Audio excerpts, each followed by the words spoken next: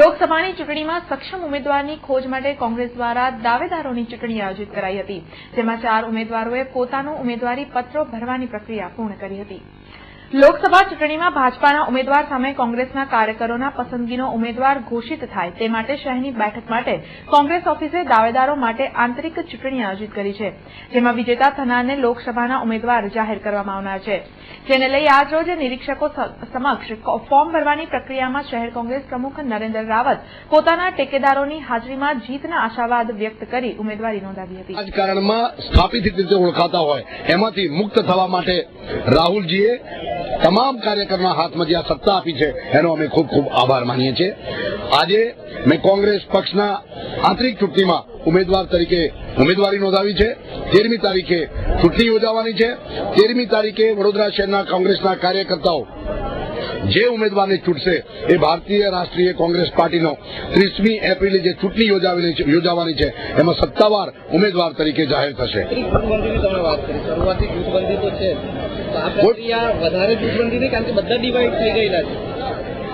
પાર્ટીમાં ઘણી બધી આંતરિક જૂથબંધીના કારણે મુશ્કેલીઓ સર્જાતી હોય એ સ્વીકારવી બી પડે. જ્યારે અમુક જ વ્યક્તિઓ આ બાબતનો નિર્ણય લેતી હોય એના કરતા 1000 વ્યક્તિ ભેગા થઈને નિર્ણય લે તો જૂથબંધી ચોક્કસથી નિવારી શકાય, અને એ આ જ ઉદ્દેશ રાહુલ ગાંધીનો છે, અને એ બાબતમાંથી અમે બહાર આવીશું. એની શું ગેરંટી કે ઉમેદવાર નક્કી કરવા માટે અત્યારે મતદાન થઈ રહ્યું છે, 13મી જે ઉમેદવાર ચૂંટાશે એને પણ સામેવાળા તમને જે સપોર્ટ નથી કરતા એ સપોર્ટ કરશે? પાર્ટીની ચૂંટણી યોજાશે. તમામ કાર્યકર્તાઓએ સાથે મળીને ચૂંટણીમાં વફાદારીપૂર્વક કામ કરવું પડશે. શ્રી રાહુલજીનો આદેશ છે, અને આ બાબતમાં કોઈ પણ ઊણો ઉતરશે એની સામે પાર્ટી કડક પગલાં લેશે. કોઈ પણ ઉમેદવાર ચૂંટાય કોઈ પણ ઉમેદવાર ચૂંટાય, આ અમારી પાર્ટીની આંતરિક ચૂંટણી છે. પહેલા બી નક્કી થતું જ હતું ને કે કોઈ પણ પાર્ટીનો ઉમેદવાર હાઈકમાન્ડ ડિક્લેર કરે તો એ ટાઈમે જૂથબંધી જોઈ શકાય નહીં. તો અત્યારે તો 1000 માણસો નક્કી કરવાના છે. વધારે લોકો એમાં ઇન્વોલ્વ છે, વધારે લોકોની ભાગીદારી છે, જેના કારણે એમનો મનપસંદ ઉમેદવાર લોકસભામાં ભારતીય જનતા પાર્ટી સામે લડશે. હું 13મી તારીખે ચોક્કસથી વિજયી બનીશ.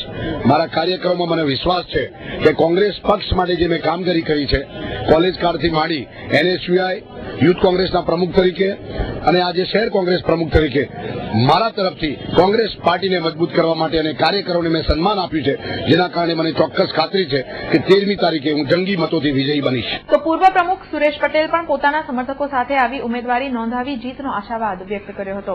રાહુલજીએ વડોદરા શહેરને પ્રાઇમરી તમારો ઉમેદવાર તમે નક્કી કરો એ લોકશાહી પદ્ધતિ લાયા છે. એની અંદર આજે ફોર્મ ભરવાનો દિવસ હતો એટલે મેં ફોર્મ આપી દીધું છે અત્યારે, અને હું પોતે ઉમેદવાર છું, અને મને આશા છે કે આમાં હું જીતીશ અને આવનાર લોકસભાની ચૂંટણીમાં પણ સારું રિઝલ્ટ મળશે. આ રીતનો જે નિર્ણય લીધો કેટલો અનિવાર્ય છે? આ રીતે જે નિર્ણય લીધો એ મારી દ્રષ્ટિએ ઘણો સારો છે. અહીંના લોકલ લોકોને આગેવાનોને રાહુલજીએ હક આપ્યો છે કે તમે તમારો ઉમેદવાર તમે નક્કી કરો અને તમે જ જીતાડો. અને ચોક્કસ ફાયદો થશે. અત્યારે અમે બધા કોંગ્રેસના જે બધા આગેવાનો છે એક થયા છે અને એક થઈને અમે ચૂંટણી લડવાના છે. આ અમારો પારિવારિક મામલો છે. જ્યારે શહેર કોંગ્રેસ મહિલા પ્રમુખ રાજશ્રીબેન દેસાઈએ પણ મહિલા સમર્થકો સાથે ઉમેદવારી નોંધાવી પોતાની જીતનો દાવો કર્યો હતો. જે મેં ભર્યું છે એની અંદર એવું છે કે રાહુલ ગાંધીએ જે આ નવી એક સિસ્ટમ એ કરી તેની અંદર શું કે નાનામાં નાનો સામાન્ય માણસ હોય એને પણ એક તક આપી છે. પહેલા એવું હતું કે એક લીટીનો ઠરાવ આવતો હતો, એક જ વ્યક્તિ ઉપરથી સિલેક્ટ થઈને આવતો હતો. અત્યારે એવું છે કે નાનામાં નાનો વ્યક્તિ, આજે હું એક સામાન્ય એક મહિલા કોંગ્રેસ પ્રમુખ છું, તો મેં પણ એક રાહુલ ગાંધીની એક આ મુહિમ ચાલી એને લઈને મેં હિંમત કરી છે. તો કોંગ્રેસ વડોદરા શહેર કોંગ્રેસ સાથે છે, મહિલા કોંગ્રેસ અમારી સાથે છે અને સર્વ સાથે છે.